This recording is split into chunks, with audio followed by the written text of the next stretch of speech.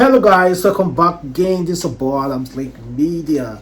I'm currently at my friend's office, Free West Deep, and we are about to discuss some really important issues surrounding Nigerians in Ghana. Currently, Nigerians are being maltreated in Ghana and other countries as well. And of course, guys, we're going to be discussing this Karma law, this recently amended 1919 Karma law, and also Pastor Oyedepo, who recently came out to discredit the law. Meanwhile, guys, let me welcome my honorable friend Free West Deep. I know you guys have missed him so much. Free West Deep, Alpha, show now, show. Free West Deep, guys. Alright guys, this is Free West Deep. Consider going to Free West Deep and subscribe to my YouTube channel. But right now we are going to talk about some interesting issues in Nigeria, especially in Nigerian polity at this particular time, because a lot of things need to be reviewed in Nigeria, like the laws, from everything, if we must grow as a people. That is what I believe. So Free West Deep, let us quickly just run through. What do you have to say about Ghana coming out telling Nigerians to pay $1 million each in order for them to establish their business peacefully in Ghana? What do I have to speak about Ghana? I don't blame Ghana at all. That is what I just, because Nigerian government is supposed to protect. I'll keep on saying this thing: protect your citizens in other country. If you don't do that, they will undermine you. They can't treat you anyhow because they believe that nobody will even speak for you. You understand? So, but when they have people that, okay, let's say, I remember during, I think, Goodluck Jonathan, when people were repatriated from South Africa because of yellow something. Yeah. Meanwhile, Nigeria has been removed from that list. You understand? South Africa insisted. So they returned, I think, about 50-something persons from South Africa.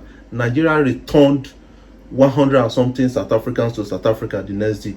So when the South African government got it now, they said, okay, man, these people are not joking. They are ready to, if we bite, they bite. You understand? Yeah, so because I clearly believe in this. Do unto others as you would like others to do unto you. But it's really disheartening that Africans are fighting each other. Yes. How do we even became a foreigner in a black man's land? You understand? If you go to Ghana now, without you, if you can just learn their language and you go to Ghana, they cannot tell you you're Nigerian. Yes, no. So how did we become a foreigner in a black man's Where is the land? ECOWAS? You are telling us to pay $1 million. Of course, you guys have laws and we must follow your laws, right? Good and fine. But when you are indirectly using laws to drive away Nigerians, that is fraud. For me, I call it fraud. That is criminal offense. You know it's impossible. Somebody holding a shop that is not even everything amounting in that shop cannot even be up to $50,000. You are telling that person to pay $1 million in order to keep that shop. You are simply asking the person to leave your country. You have a house for rent, and the person has 300,000 naira for rentage. You are telling that person to pay 2 million naira. You are simply telling that person Look at it. Where is African Unity? African Unity is an organization, right? So if this thing is happening under their watch, that is, there's no need for African unity. Let us call it African disunity. You understand? Because you can't do those things in European Union. You can't do that. EU. You understand? You can't do that because it's a treaty that has been signed. But I think, they believe that the recent Nigerian government is not doing anything. That is why they are doing those things. Because during the time of Obasanjo, during the time of Abacha, you can't try this with Nigerians. Exactly. You can't you can't even say it out. Do you know that Ghana demolished the Nigerian High Commission building in Ghana, only for their president to come a few days after to apologize to Nigeria? That is an insult to Nigeria. If Nigeria had responded and said, Ghana, we want you to build ×4 of that, you understand, building, or we pay back, they will do that because they know because they know that Nigeria is truly the giant of Africa. But because the political leaders, they don't understand how giant works in Africa, because we need our population, we can do other things, all those things. But the Nigerian political system now is faulty. That is why those things are happening. That is what I believe. But I know that Nigeria will bounce back to this thing. Maybe not with this government.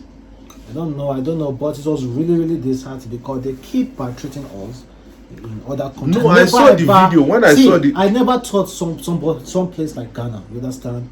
I never thought, because we have a good relationship. We have good relationship. Nollywood, entertainment industry, all those kind of stuff. We have good relationship, but then coming out to it directly drive us away. Is Nigerians who know we can endure, we can progress in any situation we find ourselves. Survive anywhere. We can survive anywhere. I think these are one of the qualities that we have that are making them frightened. We go there, we take over their petty jobs, take over everything. We are willing to do anything. And yet, some country might say, oh, it's because we are doing internet fraud. Are we the only country people that are doing internet fraud? Most people commit internet fraud and say, when they are caught, they say they are Nigerians. Exactly. They will just take that. Any black man caught doing fraud now is automatically in Nigeria. So this, I was really it's not good. We are all brother and sister. It's disturbing. But what I'm calling on the Nigerian government to actually do something about this. You know, because if Nigerian government, if they don't do something about it, our image as a country is down, will be down. You understand? But when they do something about it, you know that, okay, if we do something like this to Nigerians, their government will, you understand, we say something about it. So that is what we are actually expecting. Okay, guys, you might just leave your comment and tell us exactly how you feel about this whole situation. The reason why I keep stressing on this, because I don't feel the need why we, other African nations, will be calling us foreigners, or we will be calling other African nations foreigners. I don't see the need. Why is there ECOWAS? Why is there no unity? ECOWAS is just there. I don't know what they are doing. Honestly, I don't know what they are doing. African unity. And the other topic that I want to discuss about this karma, according to Bishop David Oyedepo, recently the overseer of Living Faith Church recently came out and he criticized that law. It was the karma. It has been amended in this year 2020, and according to, let me just read because I've tried as much as possible. I have tried as much as possible to understand it the best way I can. They said company and highlight matter has karma 2020 that give the supervising minister the power to remove the board of trustees of a church, as well as closed churches account without recourse to the court. The bill, which was signed into law by President Muhammadu Buhari on Friday, August 7, replaced the 1990 karma. So, typically what that law says is that government has the power to remove board of trustees, board of directors of a church, even the overseer of the church, and also has the power to close down the account of the church. So, is that a good approach? Like, is that a good development to go? What I'm seeing here is that you know, when a government, when they want to target, you know, some certain class of people, they quickly do something like this, adjust, you know, something to suit themselves, but forgetting that they will still be on the other side, and the same law which they've created will still haunt them. When you talk about like a removal of this thing, all these things, why not make a system that the board of directors now will vote? You understand? They should decide who will govern them, not you. Yes, as a government. Yeah, they can decide. You can give them date, deadline for them. So date. You guys should either vote. You understand? And maybe if you are not sure of the vote, you say the vote will be monitored by a government agency, but they will be the ones deciding for themselves. But you say that you as a government, you are just go to this way and change all these things. That will not even, help you. That is what I believe. It will not even help you.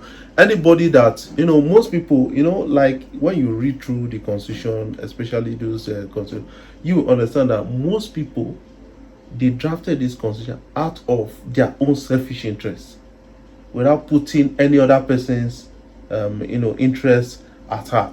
And then at the end of the day, they will be on the other side of the this thing, and the same law which they've drafted will now be haunting them. You understand? We used against them. So well. The thing I was expecting the government to do is just to tax church. Tax church in Nigeria. I support that. Tax all those religion centers in Nigeria, Muslim, mosques, church. Tax them, because people are paying huge money to them, but not trying to go into be political about it, going into their gathering. You understand? That's what I don't like. They should tax church, just tax them and collect money. That's one of going into and changing trustees. That is all, because they might be able to change the world. There might be a government that might come in that don't like churches preaching against violence. You understand? Because the government like violence. Example, I'm just citing an example. And if that church is preaching against violence, why the government like violence, they might just bring somebody in that church, just put him there, and they'll just shut him out. Like, you understand what I'm saying? Yeah. So I think, I think because of Pastor Oyedepo was boasting, saying the nobody can approve that law. That was when President Buhari fired back at him. He said, "I hope this is not true. If it is, Oyedepo will have to manufacture his own country and live by his own laws. As long as he lives and operates within the entity called Nigeria, he will live by Nigeria rules and laws. He will do as he is told by the law. Enough of lawlessness." So do you think Pastor Oyedepo has the power? Adeboye, sorry. Pastor Adeboye has the power to stop that law? I'm not, like in this thing, you are supposed to honor the law of the land, you understand? But when the law, or the people that we gave the responsibility to make the law, when they start using it against the people, God, we always intervene. Okay, God will intervene. Okay. You understand? We are not saying that he should not obey the law, but if you are using the law maliciously, God will intervene. But do you think they will have freedom of speech to express themselves if this law is fully implemented? If the law is because they are trying as much as possible. It's not talking about what you preach. It's not talking about your preaching. But knowing fully well that the government can shut you up at any time, of course you will be so afraid to say something. No, what they are talking about, leadership of a church and all those things. Yes, like what you said behind this thing is that I told you that if you really check it, the followership, the religious followership is not based on the church. It's based on individual. I told you an example, like somebody will say, I want to stop this church. I don't like this church again because our pastor that I used to feel has moved and all those things. Some people, when you move a pastor from one branch to another, some people will follow the pastor. You understand? So I'm not talking about those things will still be there. But when they start interfering now, that is when they start talking about this, like this hate speech and the rest they were trying to implement and all those things. You are talking about hate speech, define the context. You understand? You didn't define, you just say it's a general word. So somebody can just say, don't vote for this one, you say you understand? You should define what it is.